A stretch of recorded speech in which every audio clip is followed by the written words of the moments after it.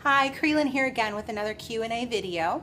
Today I'm going to be answering the question, how do I stop the spinning thoughts? You know what I'm talking about, those spinning thoughts that get out of control, something happens, somebody says something to you, looks at you the wrong way, does something weird, something happens and you're like, what was that? How am I going to get through that? How am I affected? What am I going to do? Blah, blah, blah, blah, blah.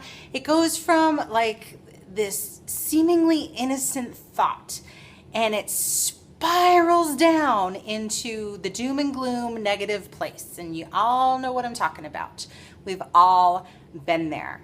And this is a question I get asked a lot at my live events when I'm talking about fear, when I'm talking about getting out of your own damn way, is how do I get rid of the thoughts, those spinning thoughts? Because it just seems to start with one thing and then it just goes to this tragic place.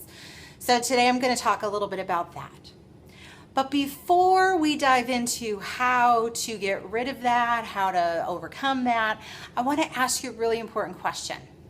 And that is, what benefit do you get from being in the thought spiral?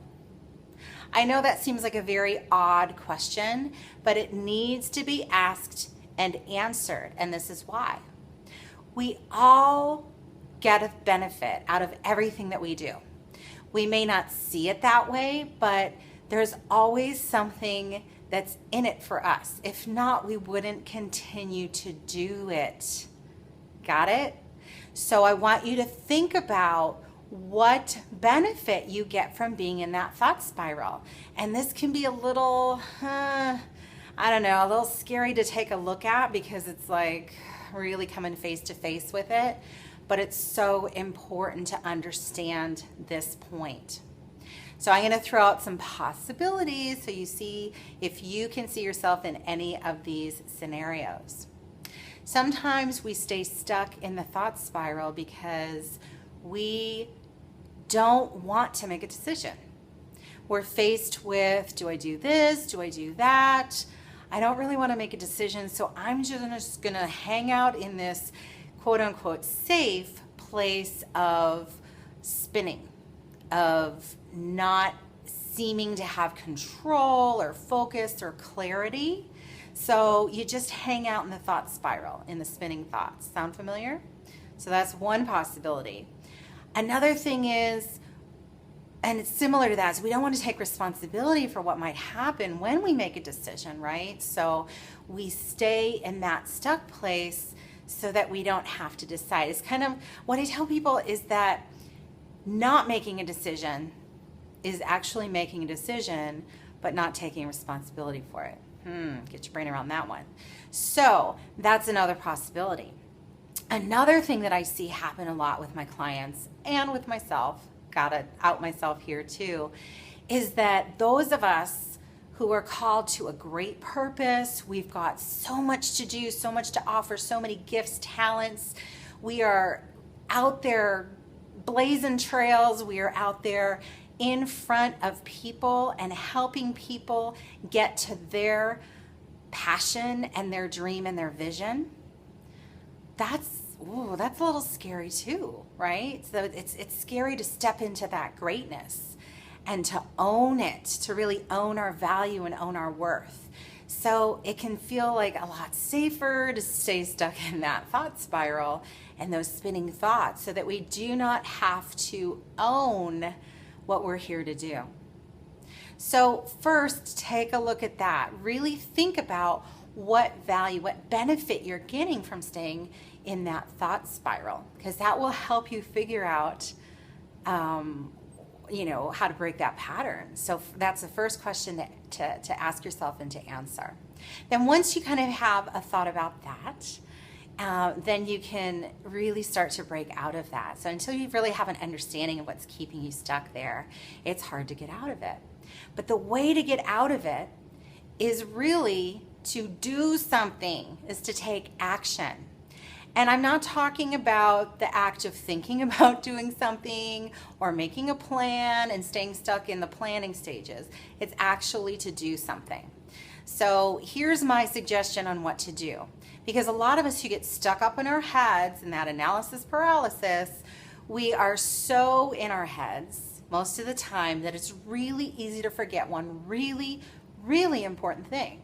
And that is, oh my gosh, this head is attached to a body, hello, right? So we forget that we have a body and we just go along planning and doing and thinking and na. And we forget we have this body that needs, rest. It needs water. It needs food. It needs to take breaks, go outside, get some fresh air, and have some fun maybe once in a while, right? We get stuck and we lose sight of fun. So having fun is a really important thing too. And our body needs that break from all those thoughts.